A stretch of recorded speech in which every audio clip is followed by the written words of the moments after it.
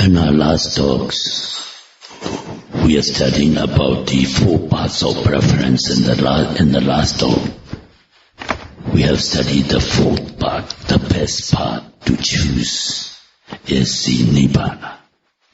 So we have studied about the Nibbana, and now let us study how to get this Nibbana. To get Nibbana, we need to purify ourselves. So today let us study about the purification of Visuddhi. Today's talk is about Sīla Visuddhi, purification of conduct.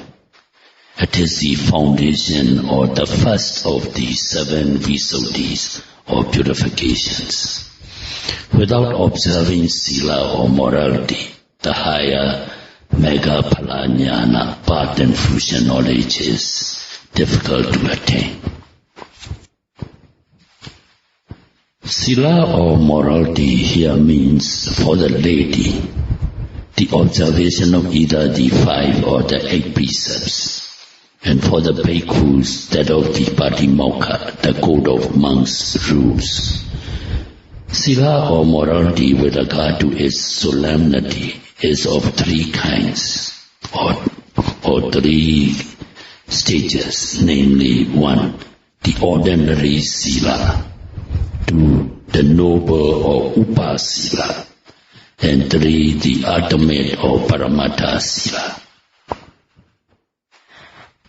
By observing the set Sīla, one can be reborn in the human world at a higher social strata, and in the world of noble devas, or if with vipassana or insight meditation, one can realize Nibbana, the extinction of all sufferings.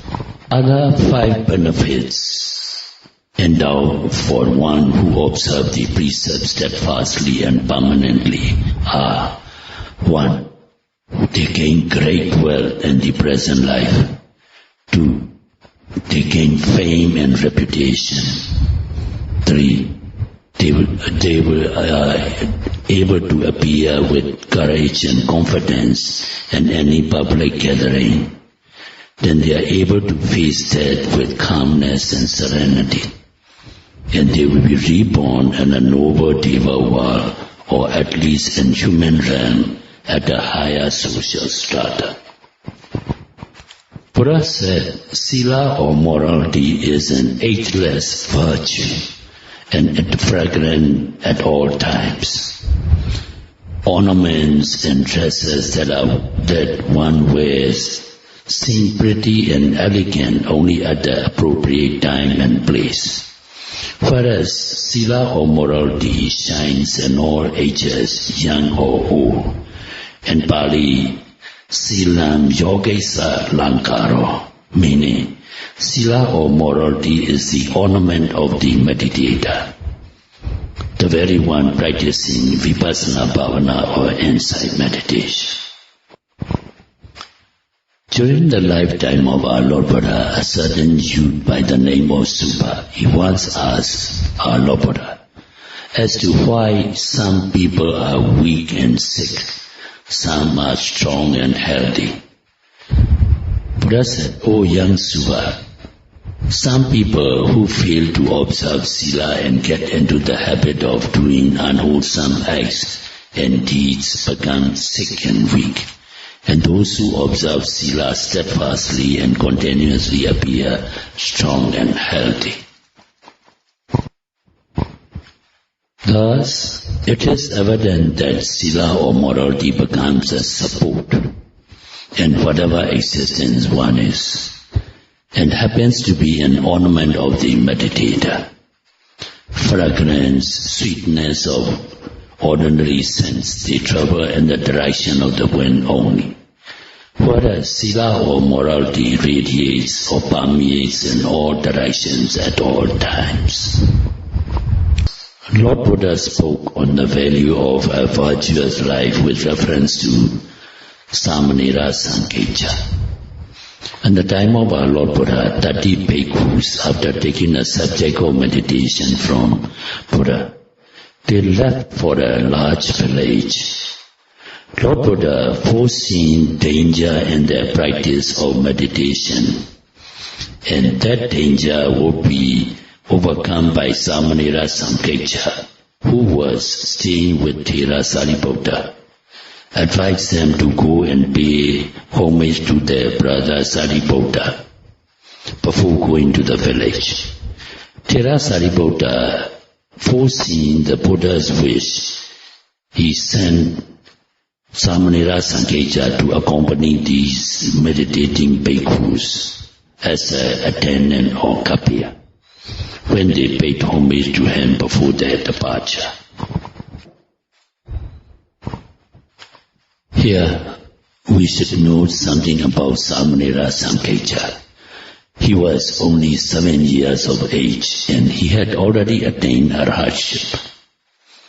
His mother met a sudden death when she had conceived the child Samkecha was about to be born. During the cremation of the corpse, the whole body except the womb was burnt to ashes. At night, a watchman or undertaker who had burnt the corpse, he pierced the unburned wound with a bamboo staff and hit a little corner of an eye. The next morning, the child was seen curiously lying on the fire that had burnt the corpse. He was then taken to his relatives, who gradually brought him up. As the child grew up, the relatives related this incident, and the Samanera became greatly moved. So he thought he would not lead his life in vain, and he would go into the order so that he could do meritorious deeds to make him free from the samsaric rebirths. His relatives agreed when asked for permission, and he was sent to the Thera Sariputta for ordination as a novice. While holding shaving of the hair from his head, he meditated vipassana or insight meditation as taught by his preceptor. And at the end of the shaving, he attained arhatship at the age of only 7 years.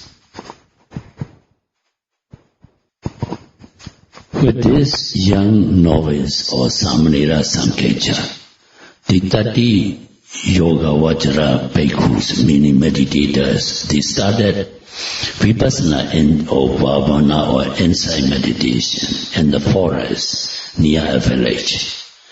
While thus meditating, 500 robbers hiding in the thick forest, they wanted to make an offering of the blood of a man's throat to the guardian spirits of the forest, with the delusion that their stealing and robbing could be done successfully. So the robbers came up to this meditation retreat, and they demanded that one of the bhikkhus be given as a sacrifice. That was the very danger that Lord Buddha had foreseen. When the meditating bhikkhus came to know of the demand, the elders of them, he stood up and courageously volunteered. "Oh, young brothers, this is my responsibility to go with the robbers. All the rest of you should continue practicing the meditation peacefully, and I'll go along with the robbers." Then a second and again a third elder stood up and offered himself in the same manner. From the elders to the youngest bhikkhu, each voluntarily requested to go with the robbers. At last, Samanera Samkecha interfered. "Oh, reverend sirs, this is my responsibility. My teacher, Thera Sariputta, foreseeing the danger in advance, had purposely sent me to accompany you all." So saying, he went along with the robbers. The bhikkhu chief requested the robbers to be gentle with the novice as he was so young, and to treat him properly so that he would not be frightened.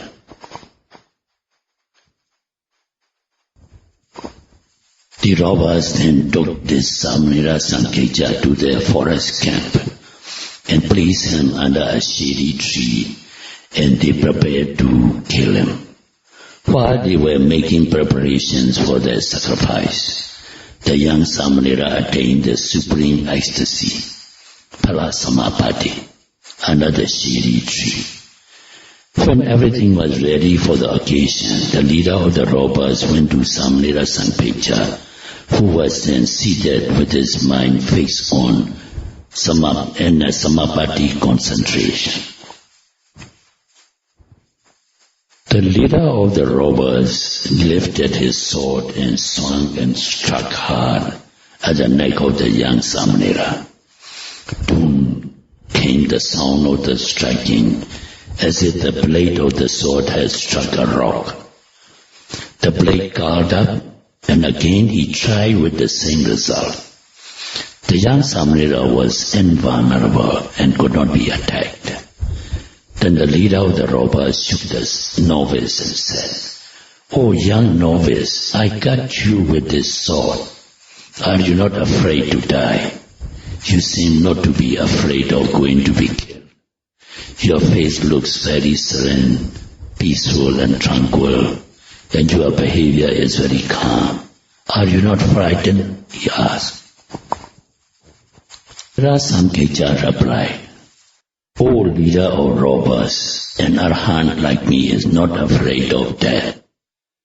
This khanda or this body is a heavy burden to me. To nurture the body every day is nothing but burdensome. The day to put down the burden of this khanda or this body is the happiest day for us. Arhats like us have no fear or unhappiness."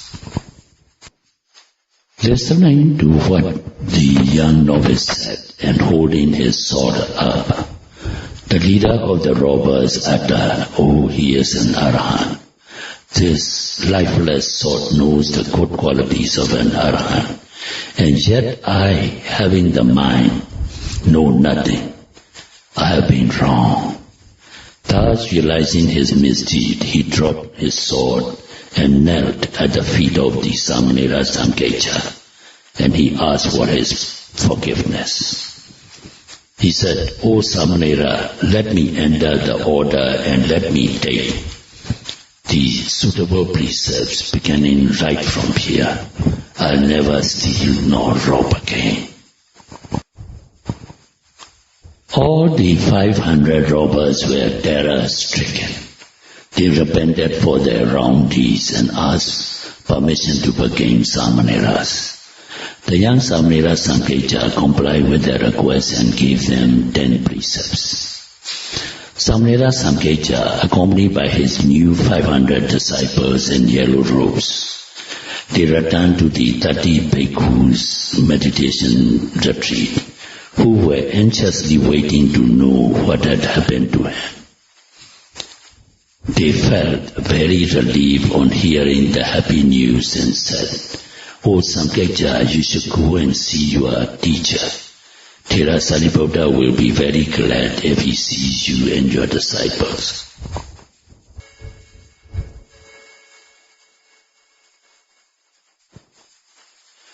Then Samanera Sankecha and his disciples continued on their way to pay respect to his teacher, Thera Sariputta. After receiving them, advised them to pay homage to our Lord Buddha. On seeing them, "O Samanera Sankecha," Buddha said, "how wonderful it is that you have so many disciples." Then Sankecha Samanera explained that it was true that all the robbers had taken precepts from him and had become Samaneras or novices in the order. Then Buddha remarked, "O you ex-robbers, you lived so long for many years without virtue and concentration. It was all in vain. Now you yourselves are full of virtue, and so also is your teacher.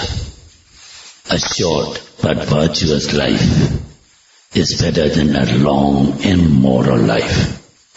But Buddha uttered in verse, as recorded in Dhammapara, Sahasa Vaka, Yocha Vasa Satan Jivi, Tosilo Asamahito, Ekahan Jivitan Siyo, Silawantasa Jahino. Meaning, better than 100 years in the life of an immoral person who has no control over his senses is a day in the life of a virtuous person who cultivates tranquility and insight development practice.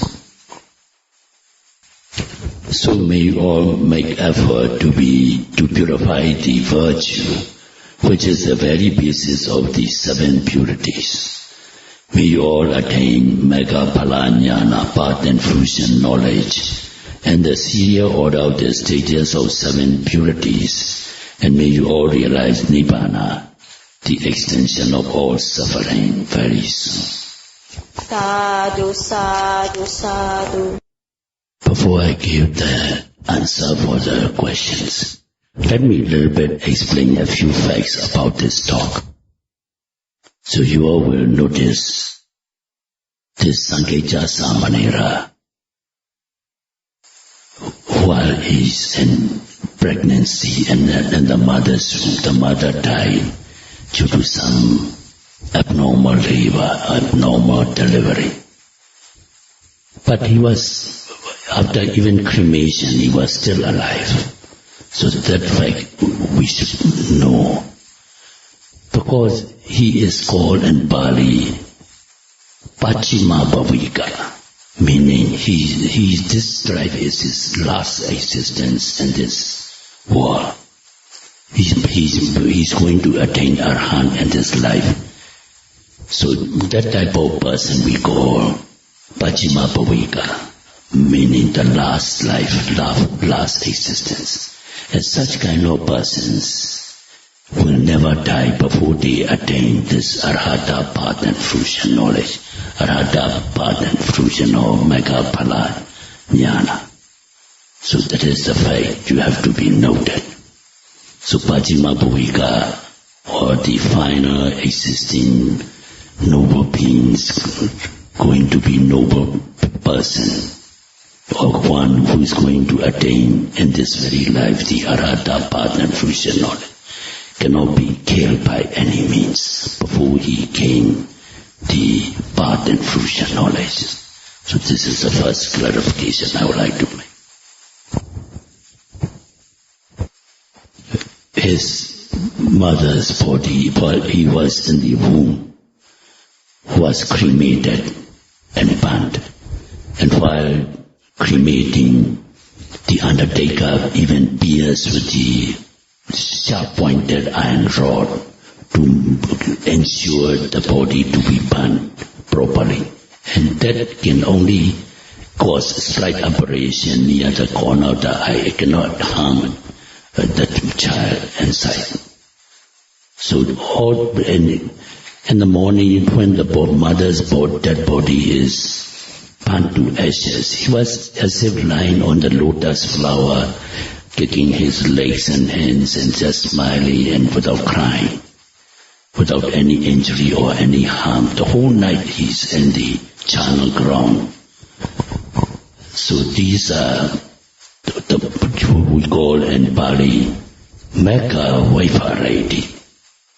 By the power of the holy path and fruition knowledge of Jnana, the Pachima Bhavika, the final existence, holy being is protected.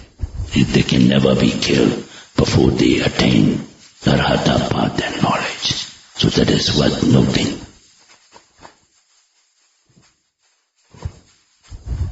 Then the second one I want to clarify is, when this Sankeja Samanera, he offered himself to be sacrificed and he followed the robbers. And while the robbers are preparing to kill him, doing this firework or sharpening their swords, keeping him under the shade of a tree, then he went into Nirodha Samapatti. So that is one thing you have to know here. The text does not mention, he just say a certain Samapatti.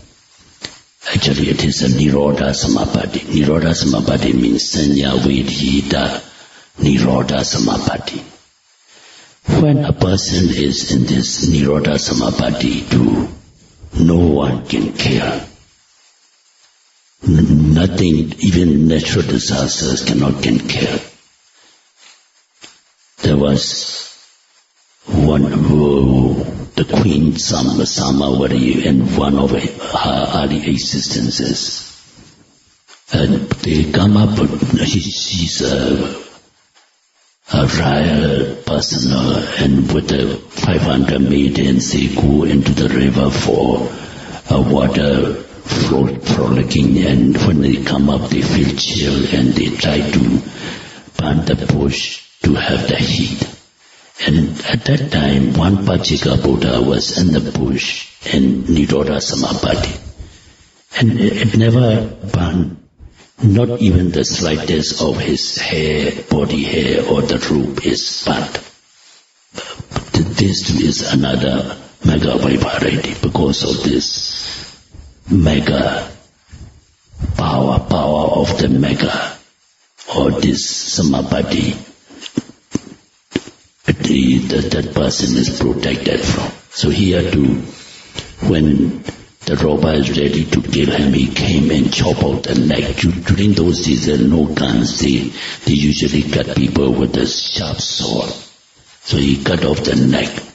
But it seems to strike like rock, and the sword is cut up without having any injury to the Samanera. So that is due to the power of this Nirodha Samapatti. So this is another thing to be noted.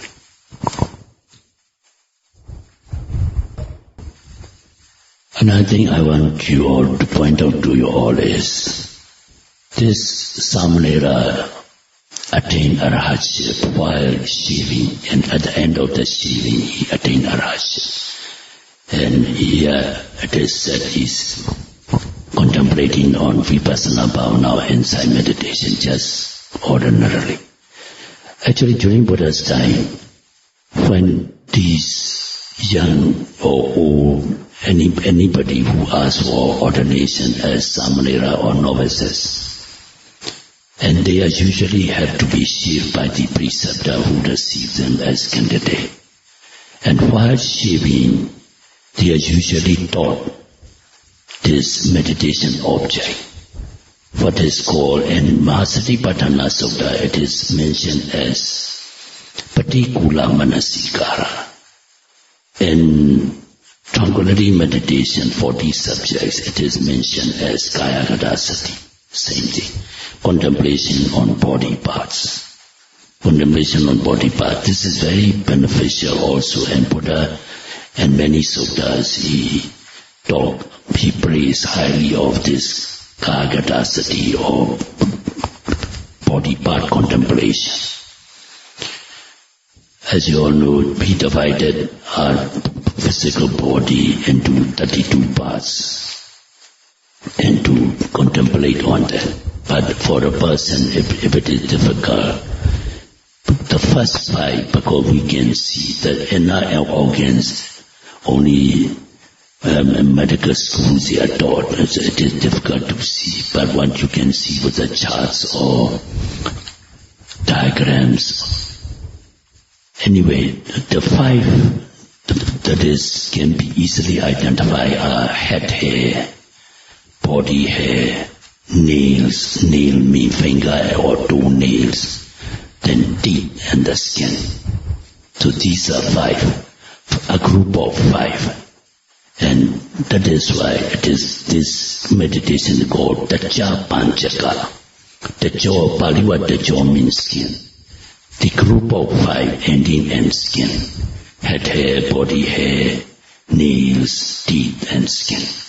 So skin, teeth, and nails, body hair, head hair, like that. Ascending and descending, one can contemplate oneself, because this is easily can be identified, because these are external outside of the body, not inside organs. So if not 32 parts, one can contemplate on these 5. Sometimes if you're monotonous or noting all the time this mindfulness, you can do this meditation also. This so beneficial. Buddha included in both practices, and samatha as well as vipassana meditation. In samatha bhavana it is described as kayagata sati, and vipassana and Mahasatipatthana Sutta it is mentioned as patikula manasikara bhava. This is the contemplation on 32 parts of the body. Not only this, Sanketa Jasamanira, there are many recorded as young as 7-year-old boys, while they had this shave and they just contemplating on this Taja Panchaka Kamathana, means Taja Panchaka meditation, head, hair, body, head,